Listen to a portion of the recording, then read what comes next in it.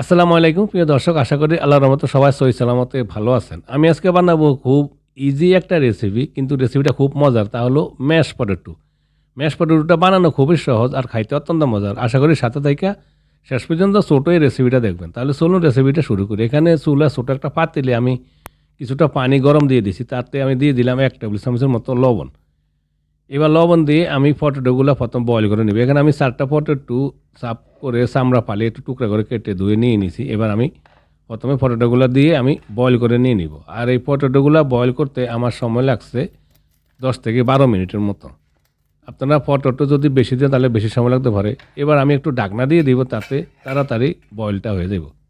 তারপরও আমার 12 মিনিট সময় লাগছে। আমি চলে আসলাম 12 মিনিট পর, হয়ে গেছে আমার পটেটোগুলো বয়েল। এবার আমি একটা কাঁটা চামচ দিয়ে চেক করে নিলাম, দেখুন বয়েল হয়ে গেছে। এবার আমি পটেটোগুলো থেকে পানি সেকে নিয়ে নিব। পানি সেকে নিয়ে নিলাম। এবার আমি একটা হ্যান্ড মিক্সার দিয়ে পটেটোগুলো ম্যাশ করে নিব। আপনারা চাইলে পটেটো ম্যাশার দিয়েও অথবা কাঁটা চামচ দিয়েও পটেটোগুলো ভালো করে সিদ্ধ করার পরে ম্যাশ করে নিতে পারেন। আমি হ্যান্ড মিক্সারটা ব্যবহার করলাম, এতে খুব সহজভাবে ম্যাশ করা যায়, খুব তাড়াতাড়িভাবে। তাই প্রথমে আমি পটেটোগুলো সম্পূর্ণ ভালো করে ম্যাশ করে নিয়ে নেব। প্রিয় দর্শক, ছোটো এই রেসিপিটা আশা করি আপনাদের পছন্দ হবে। যদি পছন্দ হয় প্লিজ একটা লাইক এবং একটা কমেন্ট করুন, আর প্লিজ আমার চ্যানেলটা সাবস্ক্রাইব করবেন প্লিজ। পটেটোগুলো ম্যাশ করে নিয়ে নিলাম। এবার আমি দিয়ে দিলাম 1/2 কাপ লিকুইড গরুর দুধ। আমি গরুর দুধটা একটু গরম করে নিয়ে নিছি, একটু গরম করে নেবেন।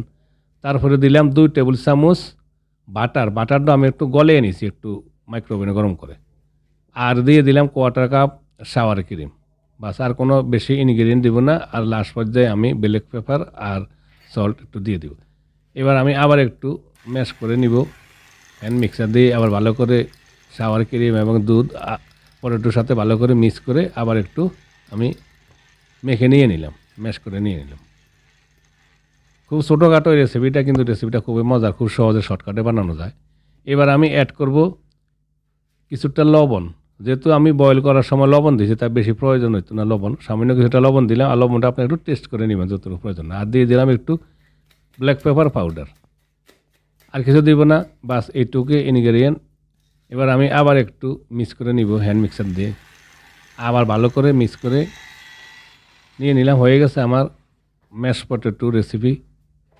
এবার আমি একটা বায়োরিক্সে উঠে নিলাম, দেখুন কালারটা কেমন সুন্দর। ধন্যবাদ সাথে থেকে পুরো রেসিপিটা দেখার জন্য। আশা করি রেসিপিটা আপনাদের পছন্দ হবে। যদি রেসিপিটা পছন্দ হয় প্লিজ একটা লাইক এবং একটা কমেন্ট আপনাদের কাছে আশা করি। আর প্লিজ আমার চ্যানেলটা সাবস্ক্রাইব করবেন। সবাই ভালো থাকুন, সুস্থ থাকুন। আবার দেখা হবে ইনশাল্লাহ অন্য কোনো সময় অন্য কোনো রেসিপিতে। ততক্ষণ পর্যন্ত ভালো থাকুন। আল্লাহ হাফেজ।